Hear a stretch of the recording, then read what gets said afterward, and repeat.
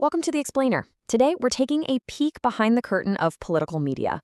We're going to unpack a recent Fox News segment covering President Trump's Independence Day weekend speeches. And we'll see exactly how these narratives are built, layer by layer. We've got four main pillars to get through today. First up, two speeches, two nights. Second, saluting American veterans. Third, the threat of communism.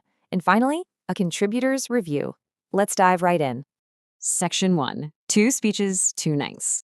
So the broadcast kicked off by really highlighting the sheer stamina of the president's schedule, kind of setting this tone of high energy right out of the gate. We're talking about a Friday night address at Mount Rushmore, literally backed by the monumental faces of Washington, Lincoln, Jefferson, and Teddy Roosevelt. Then cut to Saturday, which was marked by massive thunderstorms and a rain delay in Washington, D.C. But despite the weather, thousands of people came back for that final Saturday night speech on the National Mall. The hosts absolutely praised this transition, pointing out how much stamina it actually takes to pull off both of those events back to back. Guest contributor Hugh Hewitt weighed in on this too. He was all about the energy required to deliver these back-to-back speeches despite the crazy weather and travel.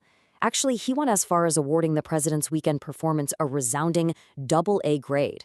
He made a point that moving from the high drama of Friday night to just, knocking it out of the park after a rain delay on Saturday, well, that's quite a feat. Moving right along to Section 2, saluting American veterans.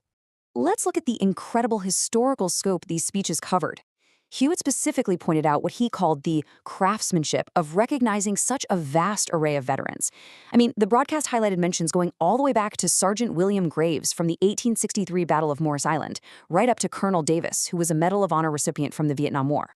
And right in the middle of all that, they honored a Normandy veteran, an Iwo Jima veteran, and a captain who actually saluted the flag that went down with the USS Arizona at Pearl Harbor. As Hewitt noted, it was a pretty effective way to span the entirety of American military history. Now, one specific moment that completely captivated the studio hosts was the presence of a 104-year-old veteran. They couldn't get over how amazing he looked and sounded. They mentioned his quote where he said, "I've always thought I was a lucky guy. I'm a lucky guy tonight." But for the broadcast, you have to understand, this wasn't just a feel-good human interest moment. It was explicitly framed as this ultimate showcase of American resilience. It served as a strategic emotional anchor, connecting the physical presence of this hero to the broader patriotic themes of the whole weekend. And to really cement these historical tributes, the broadcast played a direct clip from the speech. The president stated that from the very beginning, America was a nation that lived by a specific motto: victory or death, and live free or die. He followed that up with a really powerful statistic, claiming that 1 out of every 100 Americans actually gave their lives in the fight for independence under that exact motto. So this quote really laid down the foundational patriotic bedrock for the political arguments they were about to dive into. Which brings us to Section 3, the threats of communism. The hosts then aired a segment of the speech that set up this strict, completely uncompromising dichotomy. On one side, the American system. On the other side, the communist system.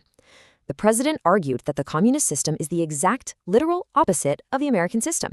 He stated plainly, to massive cheers from the crowd by the way, that it has never worked and that those pushing for it just haven't got a chance. Through these direct clips, we see how the president framed communism. He didn't frame it as some dusty, foreign issue from the Cold War era. No, he framed it as a current active menace. He explicitly connected the historical veterans we were just talking about with this modern domestic threat. He argued that our warriors didn't fight abroad only to have that menace rear its ugly head right back here in America. The host completely backed this up, stating the president was taking the issue head-on, and even suggested that young people need to relearn the lesson that communism is for losers. To further nail this down as a local, immediate threat, the studio hosts claimed that communism has been totally normalized in the Democrat Party. And to back up that claim, contributor Hugh Hewitt rattled off a list of specific local political figures. He named Mayor Mamdani in New York City, Ms. Kidros in Denver, and Graham Plattner in Maine. He labeled them as self-described communists, which, rhetorically, is a really effective way to move the threat from abstract talking points to actual names in cities across the United States. Okay, on to our final part, Section 4, a contributor's review. Hewitt passionately endorsed the president's rhetorical approach here. He basically urged viewers to look past the superficial promises of the ideology, what he called the idea of giving a lot of stuff away. Instead, he used this incredibly vivid imagery. He told viewers to rip the gift wrapping off the beautifully wrapped box of communism, because inside, he argued, you won't find anything good. There are only the desiccated, dry bones of failed regimes and tyrants. It is a strikingly visual metaphor used to just completely invalidate the opposing ideology. Then, to really quantify his argument that communism always fails, Hewitt introduced a staggering metric. He stated that the ideology murdered roughly 120 million people in the last century alone. He even noted that, sure, some might say 100 million, but he understands it to be closer to 120 million. By dropping this absolutely massive number into the conversation, Hewitt grounded that metaphorical box of dry bones into a stark, stated metric. It added an immense sense of historical catastrophe to his domestic warnings. Ultimately, Hewitt distilled the entirety of the weekend's speeches, the celebration of the Constitution, which he said the president rightly praised for its righteousness, and the heavy condemnation of communism. He boiled all of it down to what he claims every single election is truly about. And the choice, at least as presented on this broadcast, is entirely binary. Do we want liberty or slavery? The segment wrapped up with the host totally agreeing, calling it such a great point and openly questioning how any critic could possibly not support the patriotism on display. So we've seen exactly how this broadcast layered logistical praise, deep historical reverence for veterans, and stark, dire warnings against communism to build a really cohesive narrative. As we wrap up this explainer, I want to leave you with a thought to genuinely ponder.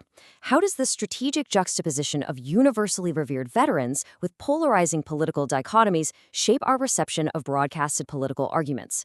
It's a fascinating look at the mechanics of the political media we consume every single day. Thanks for joining me, and keep questioning how the